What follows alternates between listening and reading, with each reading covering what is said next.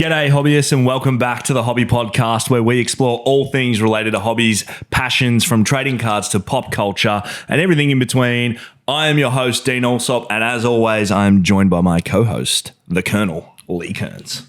What's going on, hobbyists? We're back. We're back, baby, off the back of a good episode with Gary, King Pokemon. Check that one off the bucket list, mate. Yeah, it was a good chat with old Gaz. We should have called him Gaz. Yeah, we should have. We should have Australified him, Aussied him out. We could have done that. It was a bit of a shame that he wasn't at home and he could show us some of those Zards, but what a conversation. That's the other thing though we learned during that episode is that he doesn't really have much at home anyway. Yeah. Right? It's all in storage units stored across the US. Here, there, and everywhere. So, what have you been up to, brother? How's Fab going? You won a game yet, or? I've won 2 games now, but more importantly, I've finished my deck and I'm ready for ProQuest. Right. So, what does your deck look like? Are you like running like a meta sort of deck, or? Yeah, I'm playing in Guardian at the moment. Big blocks, big attacks. Lose most of the time because I'm shit, but but it should be good. Classic player. We've actually got a lot to cover today. So we're probably going to jump, straight into the news? Love it. Let's do it. Yeah. All right. Some of the biggest hobby news, man. I don't know if you saw it out of America, but Goldin Auctions has been bought by eBay. Mate, I mean, you'd have to be sleeping under a rock in a submarine that is buried under the ocean near the core of the earth to have not heard about that news. In the depths of Mordor. I was like, how deep can you go? Yeah. So I'll explain it like this, okay? So there's a company called Collectors Holdings, and they had Goldin Auctions. They also own PSA Grading Company. Then what they've done is they've sold Goldin Auctions to eBay. So eBay have wanted to go, you know what, we've got the global reach, we've got the global market, but there's these really high-end products that Goldin sell millions of dollars. They want to capture that as well. It's only recently happened in the last week, so the real detail hasn't been released yet, but Ken Goldin went on his social media and said more info will be released in due time. He's still going to be in charge of Goldin Auctions. The reason behind this is they want a nice experience for buyers to buy through eBay and then also translate that into grading. So end to end for us collectors, it should be more of a smoother transition. Since Goldin launched in 2012, they've done $1.2 billion in sales. That is insane. If you ever go onto the auction house of Goldin Auctions, you'll find 100, 200, 3, even $1 million auctions up at any time across basketball, Pokemon. They've got things like jerseys up there. This is going to change the landscape of collectors. It's kind of mind-boggling to think that, everybody knows eBay, everybody knows Goldin as like 2 separate entities. And you would safely kind of say that eBay's like going to Woolies or Kmart, yep. And then going to Goldin is like going to Louis Vuitton. Yeah. You know what I mean? Like in terms of what you're going to find on sort of each auction site. Yeah. So now that they've sort of amalgamated, like come together, it's a bit of a, it's interesting. It's interesting to sort of, like you said, there's a lot more to unpack as it sort of comes to light. Yeah. But I wonder if does that mean Goldin Auctions stop putting their own auctions on their own website, and do they move it over to eBay, or is there like now an eBay Goldin like sort of thing that becomes where it's like you go to eBay, but you go to like eBay Premium or eBay Goldin, and that's where you're going to find these sorts of items. Yeah, as part of the buyout, eBay's vault goes to the collector's holdings. So I imagine that eBay Vault and Goldin's will kind of merge into one now. But I think about the reach now, because you'll never find a 101 Logo Man on eBay. Yeah. That goes on Goldin. You'll never find an Illustrator Pikachu on eBay. It goes on Goldin. Yep. But now all under one. It'll be interesting to see the shake-up. I love that you reference the illustrated Pikachu there. Yeah. We'll touch on that again later. But Much to my own demise. very interesting that that's what you mentioned and not a Charizard. I don't really have a leg to stand on there, do I? No, absolutely not. Before we move on, I just want to highlight some of these recent sales that have happened on Goldin, which are now going to be on eBay as well. So with number one, 1979 Wayne Gretzky PSA 8 sold for $12,000 USD. Gretzky. Wayne Gretzky. You got a 1986 Fleer Jordan 8.5 sold for 8.9. So that's that Fleer, that's the rookie Jordan, right? Is that card? Yes, yeah, the rookie Jordan card. What'd you say? What grade was it? PSA 8.5.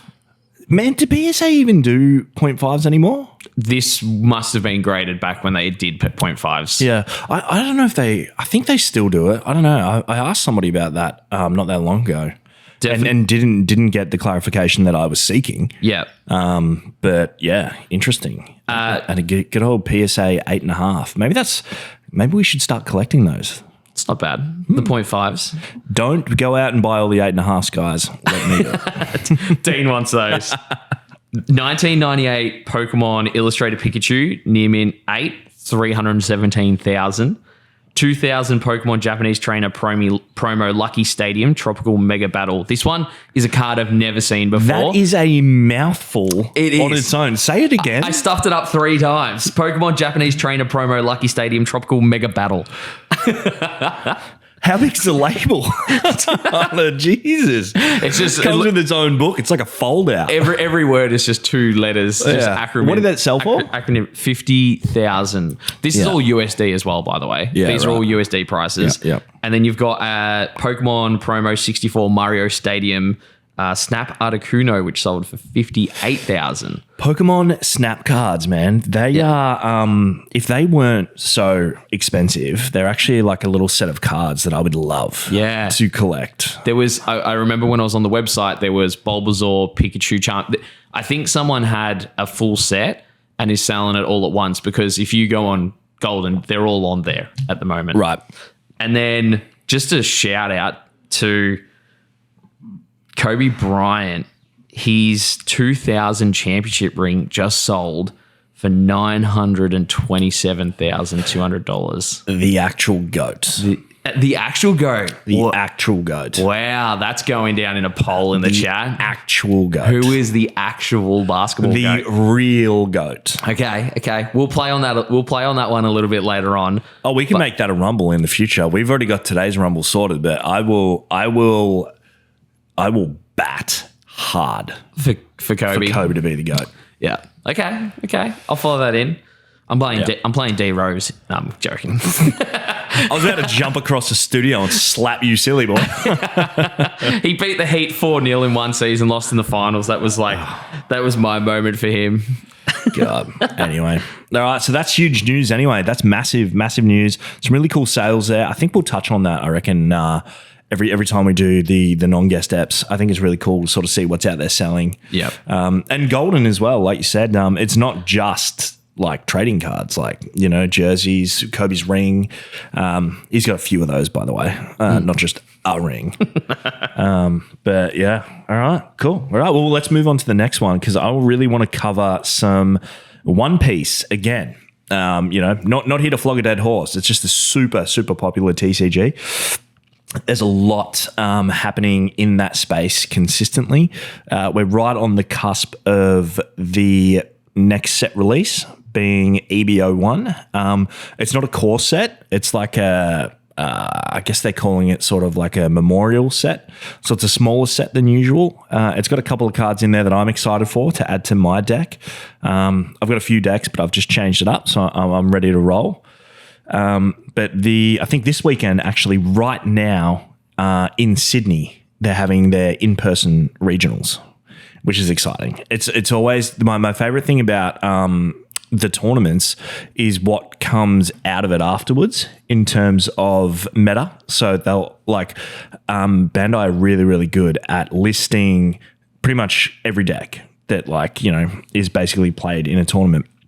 but top 16, top 8 in particular. And I think a lot of us players sort of use that as a guide to what we should probably be playing. But again, you know, me being me, I don't play the meta. I like to sort of just play whatever I want to play. But I definitely win a lot more games of One Piece than you do of Fab. Just going to put that out there. I'm not as average as you are when it comes to playing a card game. You know what, mate? Like I'm about to talk about, my ProQuest is coming up. We'll get there. This is One Piece time, boy. And I'm going to get a win there. Like to see you get a win at the One Piece. So in terms of sales, actually, it's been an interesting sort of market, right? So the One Piece market is very hot, but at the same time, there was a couple of sales that I found a little interesting. The serialized Luffy in a BGS 9 just sold for it sold for 11,000 Australian dollars. Wow. Which is just like, it's like drug money, man. It's crazy, like what these go for. That's so appealing as a collector to have a chase like that in there. Yeah, it's huge. It's huge. Well, those serialized cards were they're from like right at the start. So I can't remember the exact number that they're serialized to either. It's not like they're serialized to 50, right? It's like 150 or more.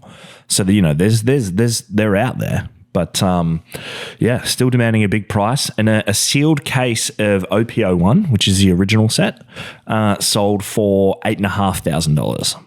So wow, which I found really interesting because you will see boxes, people trying to sell individual boxes for about anywhere from $1,100 to $1,300. So you would normally assume that a sealed case is going to demand a higher price point. And I found it really interesting that it didn't. It went for $8,500. So you know, something to think about out there. And then we've got they announced. So right now is the Sydney Regionals. In 2 weeks, I think about May 11th or somewhere around there, is the Brisbane Regionals, and then in July, Dino goes 0-4. The Melbourne Regionals. 0-4. You absolute pencil. You need to sharpen up, mate. All right, I'm going at least 1-3. That's a win. We'll toast if you go for 1-3. Yeah. So and then they've finally. So I think we touched on it last time. Talking about One Piece. A reprint or a mild like restock. I thought it was really interesting. Everybody's been talking about it on the socials. Based on the allocation for OP01 and O2, I don't necessarily think they reprinted it.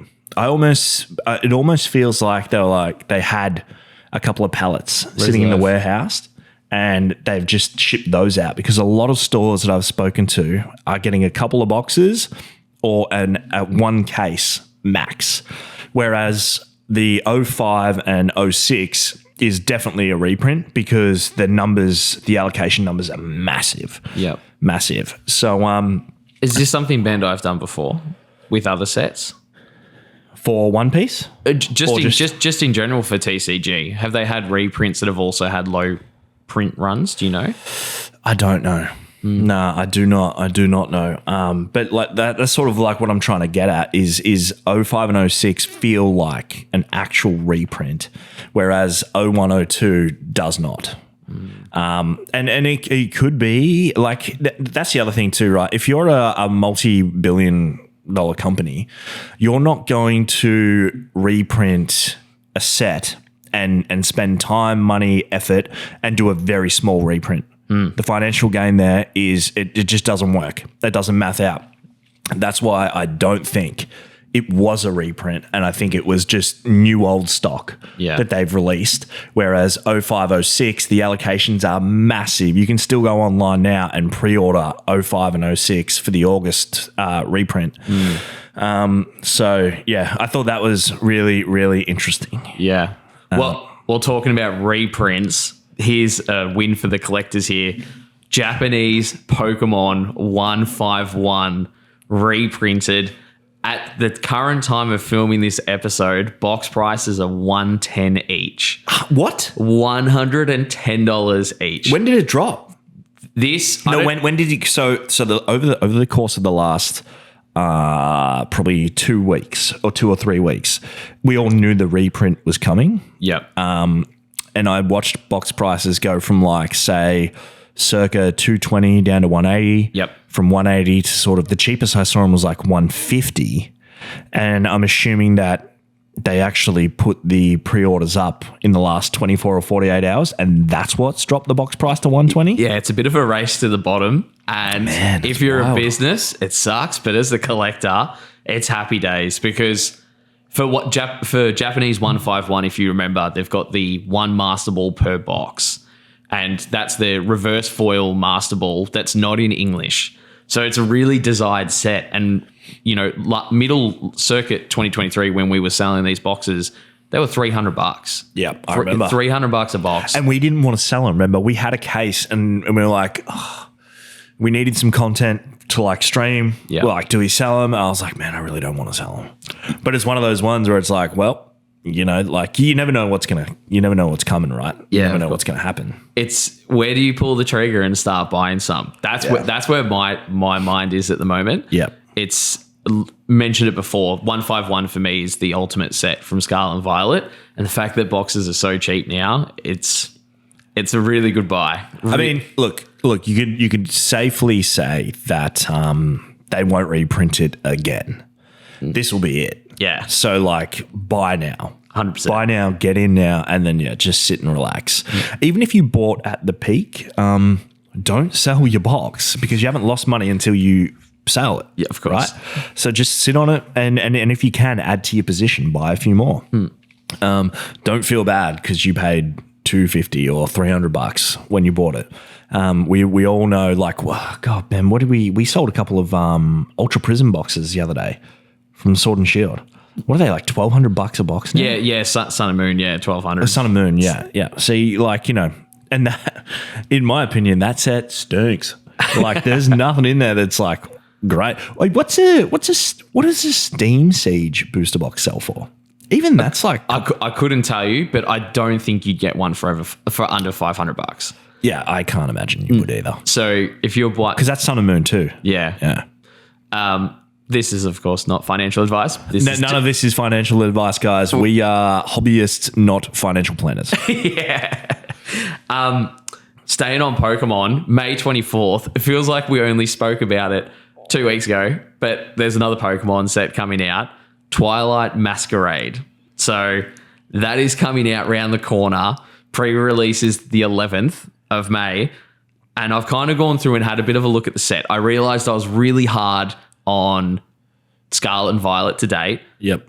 So fair though. fair. Some would say fair. Some would say, well, enjoy the art.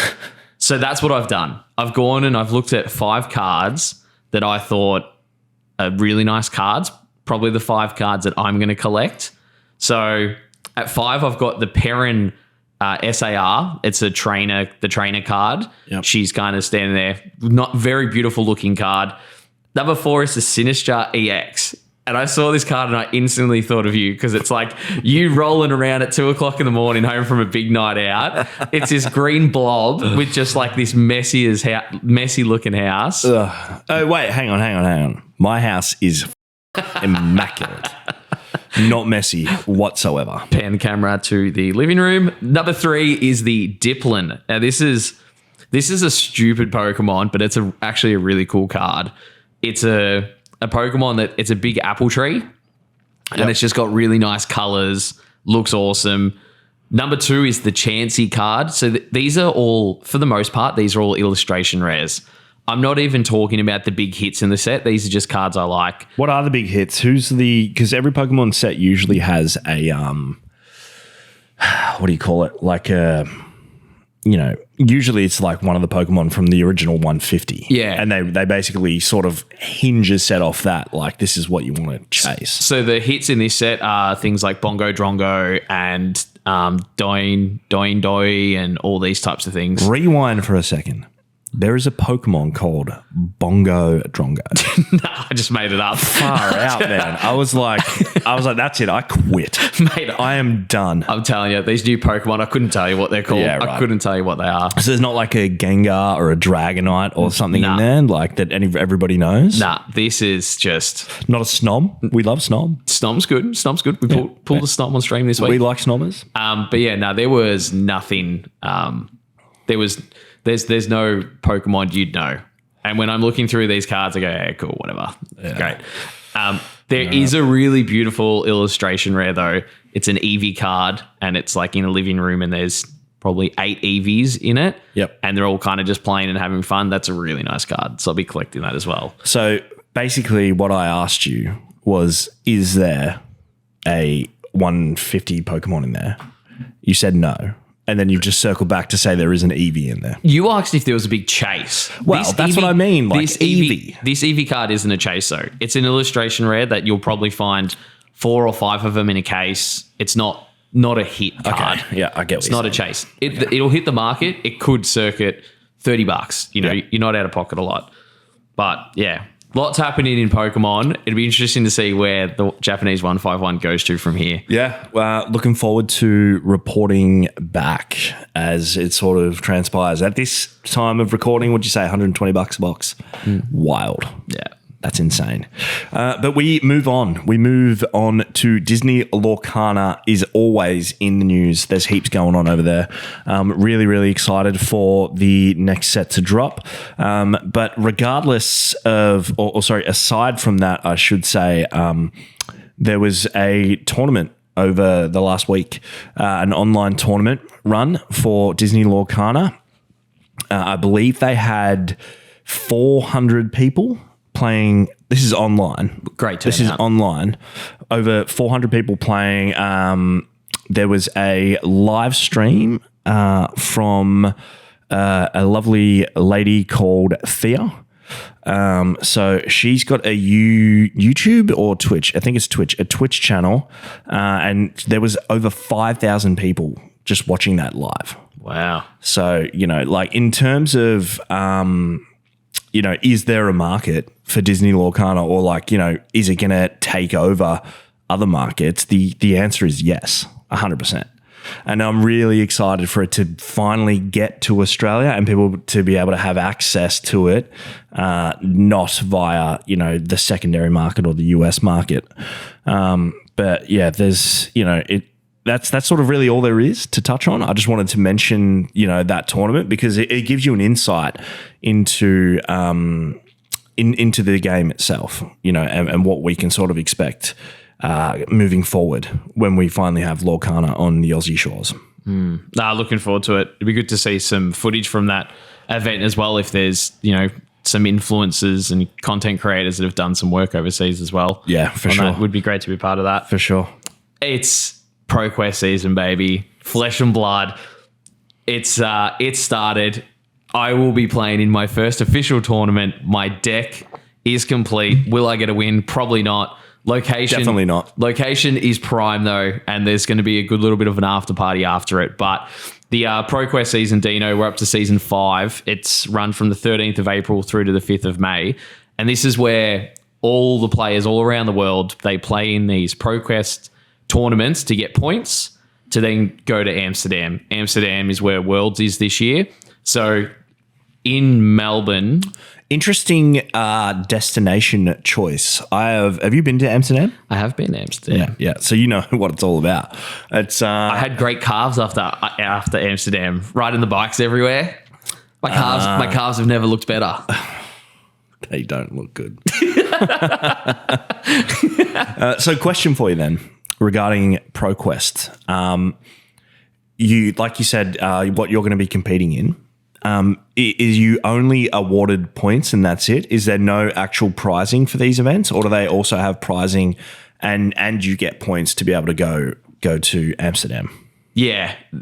Fab invest a lot into their gameplay every year, and there is prizing. So each ProQuest event has different prizes. One being there's a random gold foil card drop. So the winner of the event will get a gold foil card, and that can sell from anywhere from 500. This is AUD, 500 up to $5,000, depending on how good it is. Sheesh. Yeah, it's a really good card. So It's good to know though, like, because, you know, just as you mentioned, you know, you're obviously gaining points. Like the whole idea of the ProQuest is to build up your point tally, but it is good to know, and for listeners to know that, you know, that you also do get individual, or each event has individual pricing for that event too. Absolutely. They've got rainbow foil cards as well for top 8 finishes.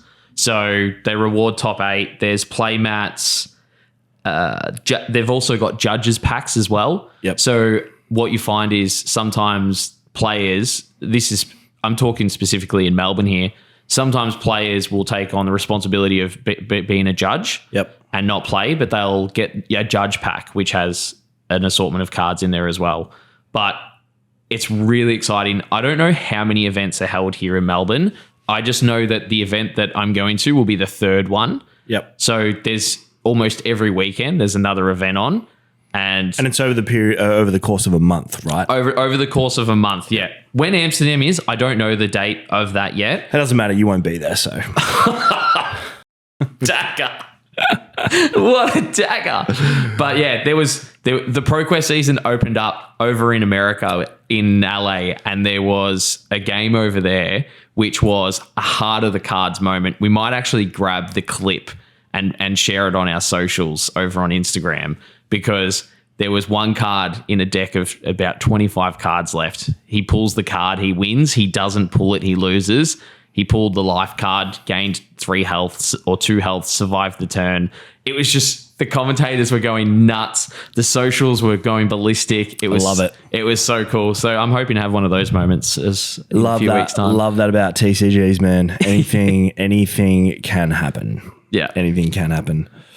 I'm quickly going to touch on Star Wars Unlimited again, purely just to let everybody know that it's sold out. That's it. It's done. The original set, Spark of the Rebellion, it's gone. Done. Like everything you can buy now is purely on the secondary market. To give you an idea, box prices I think were $190 in terms of what would you say? RRP. $190 RRP, and now, you know, they're selling. I see them on eBay for like $390 to $450 plus, which is mental. May the force be with those that are trying to get boxes. Yep. It's such a great set though, man. I love it. It's a really good game. It's definitely going to be the Star Wars TCG that hangs around. Yeah, for a very, very long time. I've seen you pull a legendary Boba Fett, was it? Yeah, on our Twitch stream, TCG Nation Oz, guys. If you're not following us on Twitch, you should be. Broke some during the week, and pulled just a foil. I mean, I say just a foil, but it wasn't like a hyperspeed or a hyperspace foil, right? Or a showcase or anything, which is crazy money. But still, you know, for a $12 pack. One of our buyers pulled a $200 Boba Fett. Phenomenal. Which is a really nice card. And again, that price point is dictated by its playability. You know, it's not serialized or anything like that. It's not rarer than any other sort of card in that same sort of legendary rarity status. It's just its playability. Yep. No, I like it. I think we should get stuck into the main topic of the episode, Dino. We should. So you would remember when we spoke to Gary on the previous episode, he told us the story about how he got robbed. Yep. He got robbed in terms of like he actually had cards stolen. We're not going to talk, you know, directly to that, but we thought it would be a good opportunity to just cover responsible collecting and all facets of that. Yeah. Involved. A really important topic for us to start with as well. With so many people coming into the hobby, you know, on a daily basis, just to cover a few things onto, like you said, how to protect yourself when it comes to collecting. So how do you protect yourself, Kearns? I think the first thing that you got to do is do your research. So when you're looking to buy into a set or buy a card, you should always do your research, because prices are forever changing. The market demand is forever changing. So going on things like TCG Player, things like eBay, probably maybe Goldin, depending on what you're looking at buying, looking at what that product has sold for is really important, because it's really easy to get caught up in that, oh, I really want that card, and someone has it for $1,000 when it's $100 card. Yeah. So the first thing I'd say is make sure that you do your research and look through some sold history on that. Yep. So after you've done your research, Dino, it's payment safety.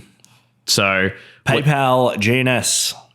It's that simple. Absolutely. So what you've got to understand is that this hobby is one of the greatest things out there, but there is that 1% of people that are doing the wrong thing. And like Gary's experience that he spoke about last week, that you have to be safe when it comes to purchasing.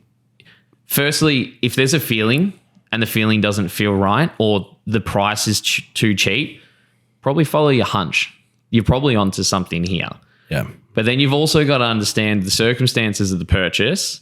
You have to do it via safety. If I'm buying something from you, Dean, it's different to if I'm buying someone from... Buying someone, you probably don't want to do that anyway. That's illegal. God, I'm good at mincing my words sometimes, aren't I? Need another co-host, guys. God, that's brutal. But if buying something you're buying from someone that you don't know. You don't know. You've got to take precautions. Yeah. You've got to be safe about it. That's what PayPal's there for. Absolutely. That's what GNS is there for. And that, you know, goods and services, by the way, guys, that's what it means.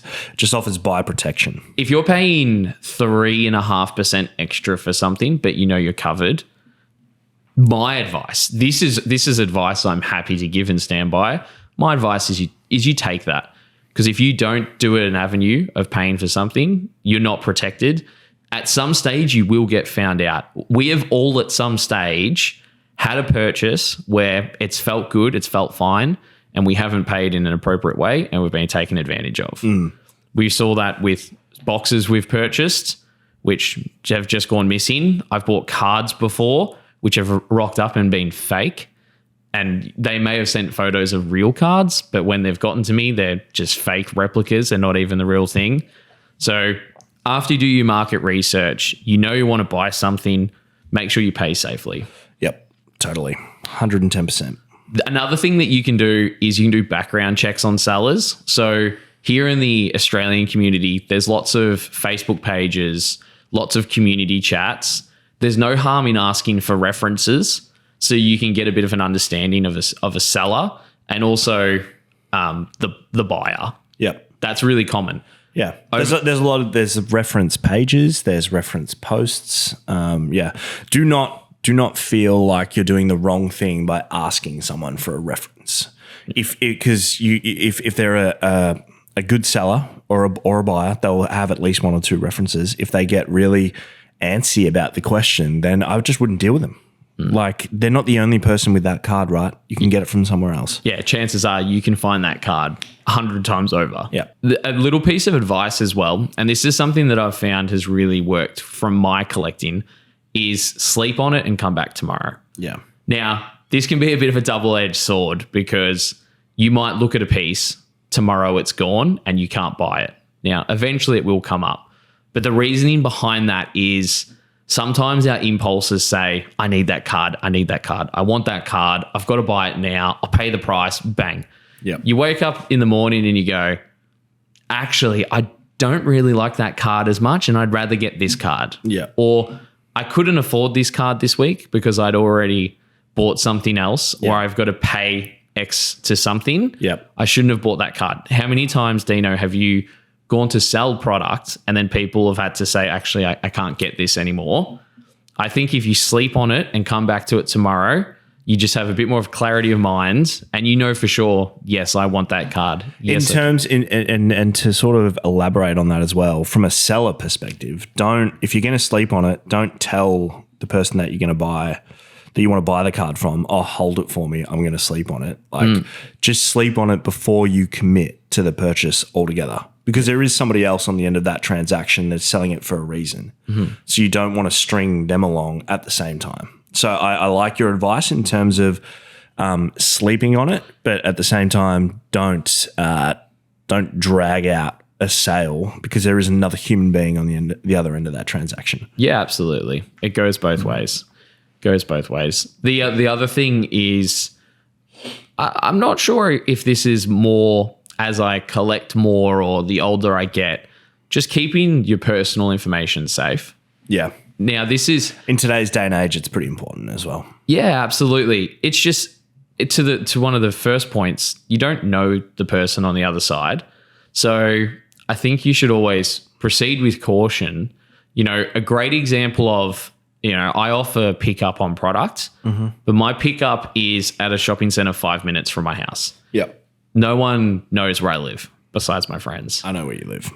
And I'm not saying that something bad is going to happen, but the more people that know that you have a collection, the more people that know that the product, the location of it, you just open yourself up to it. We've seen multiple stories over the last few years of Aussie collectors that have gone overseas on a holiday, interstate, posted on social media, they come back and their collection's gone. Yeah. That's a real thing that happens. And I'm not here to frighten people. I'm not here to say that, you know, you've got to, you know, lock down the wall, like lock the doors, everything like that. Yeah. What I'm saying is 99% of the people do the right thing, but there is 1% out there that aren't. That do the wrong thing, yeah. So you just have to ensure that you've got those guardrails up to ensure that you're safe. Yep. No, I like it, man. In relation to Gary's example of at the con, we have lots of friends that vendor. We have lots of friends that do these market type events. And it goes without saying, man your desk. You know, keep an eye on your product. That's it. That's like, keep an eye on your stuff. Yeah. It's not that hard. And that you know, it's very easy to be distracted at say an event like that when you are manning the table. So make sure, you know, and this is something that I tried to do when we manned one.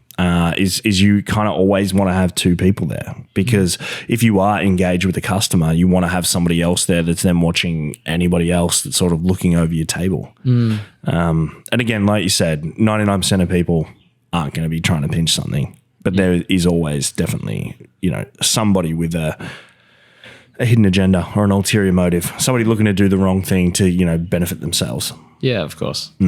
That's it. That's the main topic. Wrap it up. Moving on. Cool. All right. I'm excited because today is the first time that we get to engage directly, indirectly with our listeners in the Hobby Heroes.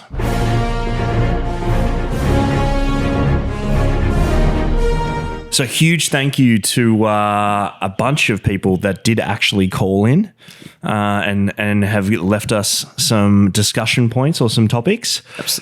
So we obviously, you know, in the interest of time, we can't play them all today, but we've selected 4 that we're going to listen to and have a bit of a chat. So let's see who caller 1 is.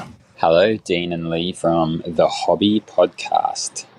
This is Chris from Luna Cards.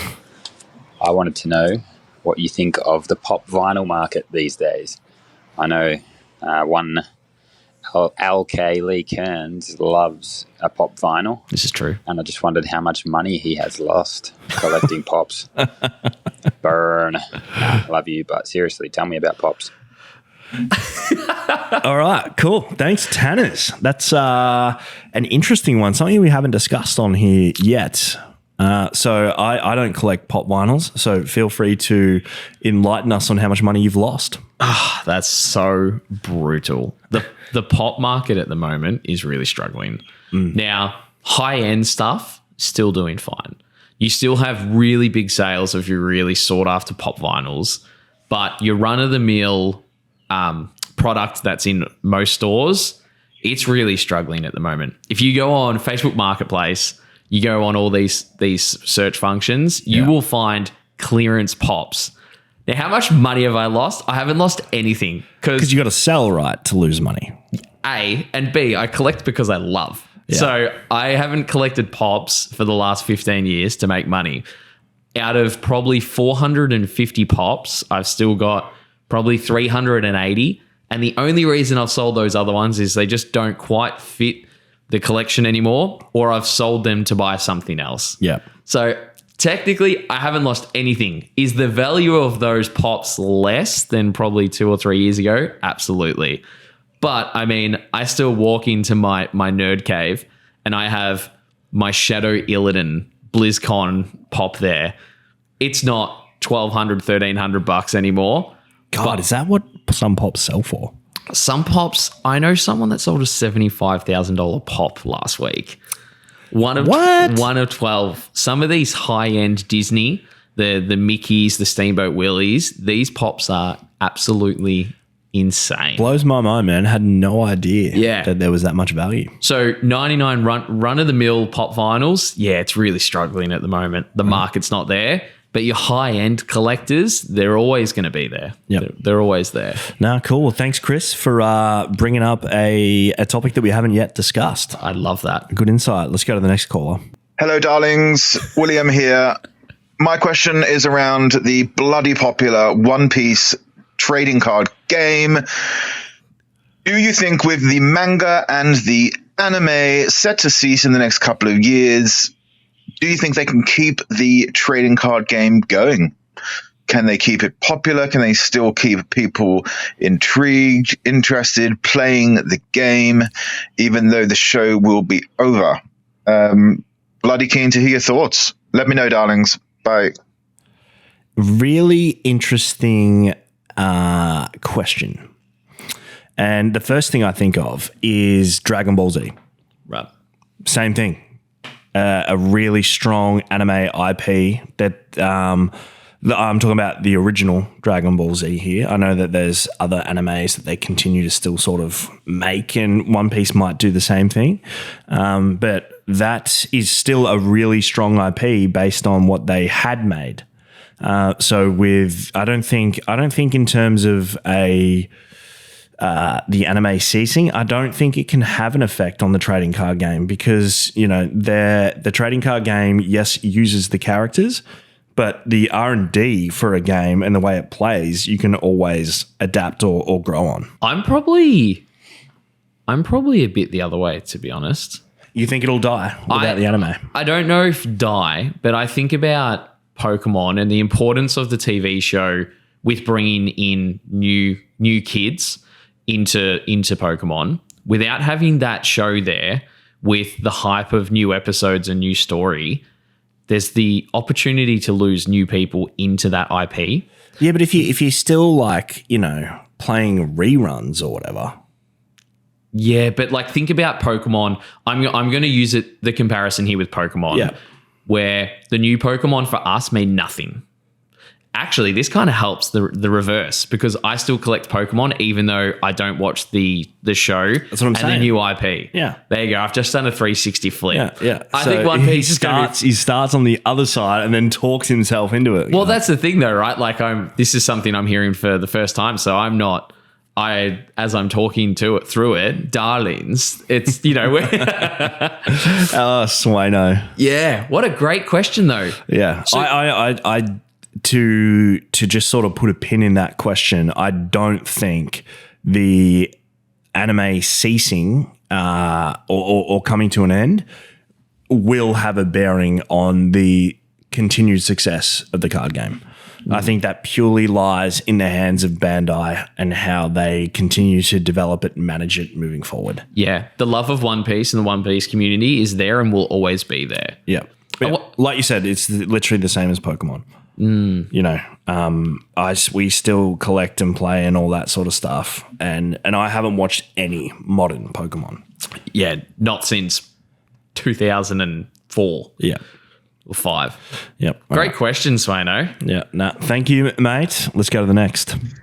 Hey, legends. Just wanted to give you guys a massive congratulations on the launch of the Hobby Pod. Wish you guys all the best moving forward. Thanks, Matty. What I want to know is what TCGs are you guys currently opening and getting the most joy out of personally? Thanks, guys.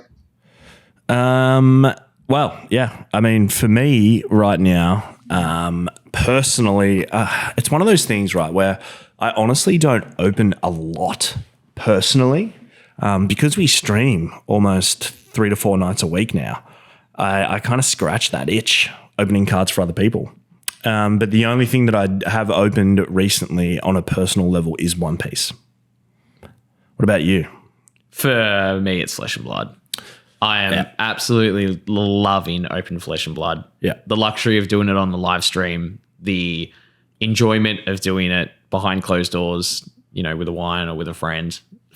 It's just the artwork for me. I've said it before. It gives me real World of Warcraft vibes. Now, when Blizzard Legacy arrives, which I spoke about on the first episode, that's going to change again because I'm going to open that and that's going to be a whole new level. But at the moment, for sure, Flesh and Blood. I'm still super excited for that too. Because it's not something that I'm across. So I'm excited for you to open it and to come to us and let us know how it goes. I remember I did ask you when we talked about it last time, is there any playability to it? Have you done a bit more research? Do you know, is it purely just collectible trading cards or is there a game? Collectible. Yeah. Purely collectible. Yep. So very much, because it says Upper Deck, are they making it? Yeah, Upper Deck. Yeah. So they're very much a sports card kind of company anyway, where it's they're printing collectible cards, not hobby collectible, not hobby gameplay. Yep. 100%. Cool. All right, let's hit up the last caller for today's Hobby Heroes. G'day, blokes. Long time listener, first time caller. Is My this question you? for you too. Would you rather case full of Japanese 151 full of God packs or ending world hunger? Cheers. Man. All right, I've got this. I'll take this one, Dino. Okay, go on. For the purposes of the YouTube and the Spotify and the podcast, of course, world hunger. But I take the case. Yeah, 100% I'd take the case. Getting gold packs everywhere. I mean, it's one of those things, right? World hunger should be managed by the billionaires of this world. Yes. Who refuse to end world hunger. Us, on the other hand, are hobbyists. I'm going to take a case full of God packs, Japanese 151 God packs. Yeah. Imagine the amount of happiness we could bring to our community if we opened a case on live stream and everyone got a God pack. You know what it would be? We would just sell via our streaming platform, we'd make enough money selling God packs that we could then just end world hunger. That is great. That's what we do. Well done. 2 birds, 1 stone. Yeah. Speaking of birds, I can hear them in the background. I don't know what's going on there. Tweet. So anonymous caller, that one. Who do we think it is? Yeah, I don't know. Should we play it again? G'day, blokes. Long time listener, first time caller. My question for you too. Would you rather case full of Japanese 151 full of God packs? Yep, that's what we want. Or ending world hunger? Yeah. Cheers. Yeah, the God packs, mate. The God packs. I don't know who that is. I've got no idea. But we appreciate you calling in, and everybody else that did call in. Just because you're not on here today doesn't mean you won't be on here next time. Absolutely. Maybe the anonymous caller can call in again, and every time we can try and guess who it is. Yeah, try and figure out who it is. So just remember, guys, for the Hobby Heroes segment, in the description there is always going to be the link. So you just literally click on it. I think you might even have to copy and paste it. Just put it in your browser and then follow that. And it's as easy as pushing the link and then you click on it and go record and that's it. And then now you're on the Hobby Podcast. You get to hear your beautiful voice on here. Yeah. All right. And then so now we move into the Hobby Rumble.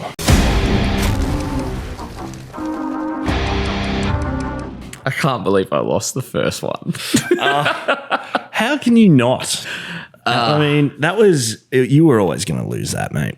And the people, it wasn't even close. It was an absolute landslide. Yeah. 89% Pikachu. 86% Pikachu. 14%. So I have to deal with that in the back of my head because we're going to rumble this week's, and then after that, I have to do my punishment. You do. We have a habanero. Is it a habanero? Habanero chili. It is a habanero chili. On hand, ready for the Colonel to absolutely sweat. Oh, God damn it. But shout out to everyone that went on and voted. We appreciate it. We really do. The power is in your hands. Yeah. The power of the listener. So today's Hobby Rumble is going to be, I think this will be a much closer poll or out there for the listeners, because today we are doing PSA versus BGS. Da-da-da-da-da. Actually, why are we even making that noise when I can just do this? Well, that's what I've got to do. I've got to pick up the game because you've slacked off. You haven't pressed it all day. So well, I get in trouble for pushing them too often. Now I'm getting in trouble for not pushing them enough. You're the host, mate. You can do whatever you like. It's a true story. So BGS. You want me to kick it off? No, I just played the cricket sound because, you're telling me that I'm not using enough buttons. But Overuse. So PSA versus BGS. PSA, undoubtedly the most famous card grading company on planet Earth. Probably even in Mars or Venus or Jupiter. If there are people out there, they probably know who PSA is. PSA is synonymous in the collectible community. I'll give you that. It is the first thing you think of when you think of card grading. You go PSA. On a lot of search functions, it is PSA as well. Yep. I'll pay that. But here's the thing. Beckett's a bit more premium, Dino. When we talk about the product in hand, you've got the PSA slab, thin, red label. You got this thick. It's not a red label. It's a white label with a red box. Well, red, white, same thing. You've got Beckett, on the other hand. It's more of a premium product, a bit heavier in hand. The gold label, or in some cases a black, which, we'll touch on that. But the product itself just looks a little bit nicer, a bit more top shelf. Yeah, look, I think this is going to be a tough one. Like the community is definitely going to be split on PSA or BGS. But I think it's worth mentioning sometimes less is more. Less is more. And that's why PSA is probably is the market leader, is because it is a 1 or a 10 and everything in between. There is no, this is a 0.4 or a 0.3, or you get this here and you get that there. Your card is either poor condition or it is gem mint condition, and then you've got a very simple scale in between. And I think that's what the people want. Yeah, see, I disagree.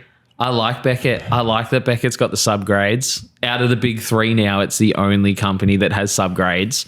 I like when your card comes back and it's an 8.5, and then you can go, oh, my surface and my centering's great, but my edges and corners are a bit banged up. That's why it got this grade. With PSA, the scale within a 9 or within a 10, within that grade can be so much, and you don't know what it is. How many times have you got a grade back and it's gotten a 7 and you're like, why did this get a 7? I wonder why it got a 7. If you get a Beckett 7 back, you can go, it got a 7 because my centering got a 6. The card tells you that. Boring. There's no questions. No questions. Look, that's a fair argument, but I mean, when you are talking about card values or recent sales, the first thing you do is search like on eBay, and the almost 9 times out of 10, a price point for a graded card is set by a PSA sale. Yeah. Not by a BGS sale, but by a PSA sale. Here's the thing, Dino. All of your best cards should go to Beckett, because Don't tell me where my cards should go. Through the guts, I completely agree with you. PSA market, PSA card for card sells more. But when you hit premium, when you start hitting Beckett 10s or a Beckett black, PSA, it doesn't even come close. The base set Charizard, there's 123 PSA 10s. There's only 3 Becketts. 2 of them owned by our special guest on episode 2. To know they're so much rarer. The Moonbryon from Evolving Skies, recent sales have PSA 10s at $1,000. Beckett 10s are selling for $1,200 to $1,500. Black labels we know sell 3, 4, 5 times that. Is there a black label Moonbryon? I'm not sure. I presume I feel like there might be a Japanese one from Eevee Heroes. I presume there would be one out there. But the idea of chasing that black label The value doesn't even compare. PSA doesn't have anything to compete with the black label. It does. It's called a PSA 10. God. All right. So I give you a PSA 10 So Charizard. hang on. What does BGS, when you get a black label, what are they stating the card condition is in words? Pristine. It's a 10, 10, 10, and 10. Yeah, okay. If you're That's a fair point then, because PSA 10s are just gem mint. They don't have pristine. There is wiggle room within PSA. Now, as a collector, I love sending cards to PSA and it get in a 10 because the centering, they don't take that into account. It could be... Well, they take the centering into account. It just doesn't need to be perfect. They have wiggle room. They have 55-45 wiggle room. Yeah. Beckett has to be 50-50. I don't know the grading process, the difference between them. All I know is that it's so much harder to hit that premium top end of Beckett, and that really drives collectors. I would agree with you. PSA have the market share. And the value, like I said, the value, it's PSA 10s just, it's the benchmark. That's the best way to describe it. PSA is the trading card grading benchmark. PSA is you go out for dinner once a week and you order a steak, and then the Beckett is you go out and you order the lobster or you order the sashimi. That's what Beckett is. Ugh, you make me sick. And to use your argument of Pikachu and Charizard, right? Because I mentioned that Charizard was the best card in the set multiple times, and you said flogging a dead horse value. You're like, it's all about premium, which is what Pikachu is. Same thing here with Beckett. If I offer you a Beckett Black Label Charizard or a PSA 10 Charizard, 99.9999999% of people are taking that Black Label Charizard. Why would you not? Yeah. BGS is king. PSA is better. PGS is king. PSA is better. PSA is better, and that's gonna end it. I mean, we could go on for hours, but we're very intrigued to sort of see where the market lands on this one. I will sign off the Hobby Rumble with PSA is better. Vote for PSA. We don't know what the punishment's going to be yet, but I think it's better too that we don't mention what the punishment will be, right? Because then if people dislike one of us more than the other, they can't, sway their votes. Sway, yeah. But I do appreciate that. I feel like the votes were very for Pikachu Charizard were pretty much exactly where they needed to be. I mean, when we were rumbling, and you said Pikachu's bigger than Pokemon, I was like, oh, he's got me there. Yeah, because it is. He is. Yeah. It is. You got me there. They are. Maybe what we can do is we can put 2 punishments on the Instagram and then they can vote on the punishment Absolutely as well. Not. Absolutely not. No, this is our podcast in terms of like we're allowing our community to do as much as we possibly can. They're not going to decide what we're doing. That is a can of worms we do not want to open. Fair enough. But that brings us to the end of this episode of the Hobby Podcast. That was, I think we touched on some really interesting points. Of course. Am I going to eat the chili and then see us out with the outro? Or yeah, I think so. I think we should probably do that now. Yeah. I think we're gonna make the Colonel eat a habanero live. Well, live for me. You guys are gonna watch it back. So let me go get it. And the milk. Don't forget the milk. Yeah, I'll bring the milk. Alrighty, guys. The loser of the Hobby Rumble, Pikachu versus Charizard, was Charizard. The Colonel is now going to have to devour that whole habanero chili. You know when you get that sick feeling in your gut? I've got that right now. I'm so nervous. I just if I was you, yeah, eat the whole thing. Do it quickly. Oh, the ASMR of you eating it. Oh, it's instant. Eat it more. Eat more. Eat more. Eat more. Oh. You got to eat. Dude, I would just get it in there. That's what I'm doing. Get it in there and deal with the burn. Like, chew it, swallow it. See if we can get into sweat.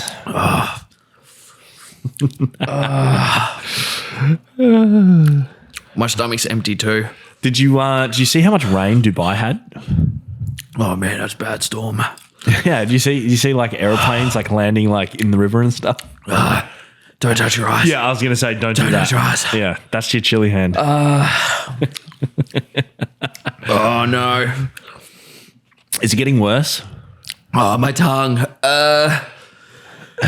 You can't drink your milk yet. How long?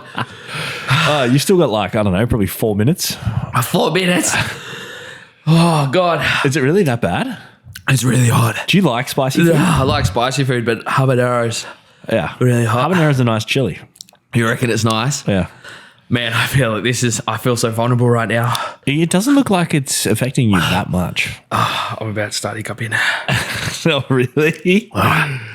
Just breathe, mate. Oh God. My life. Can I please drink some milk? No, not yet. Not yet. Shortly. Once this song ends, you can drink milk. Oh God. This is bullshit.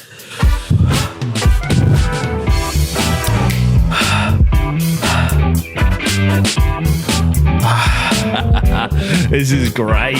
I'm glad you're enjoying it.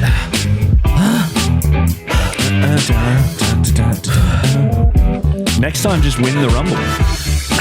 Pikachu's better than Charizard. Shut up. Oh, there we go. Now you look like you're in pain. That's what I want to see. My tongue is so numb. All right, you can drink some milk. Oh, stuff you, Charizard. Do you feel better? Does it help at all? My milk is so good. Yeah. What you don't want to drink is water. I think custard helps too, doesn't it? Yeah, we didn't get any of that though. Is it still really hot? My tongue is burning. That's the Hobby Podcast. Thanks for listening. We'll see you next week. And that's it, guys. That's it. Wheels up and we are out of here. We'll catch you next time on the Hobby Podcast.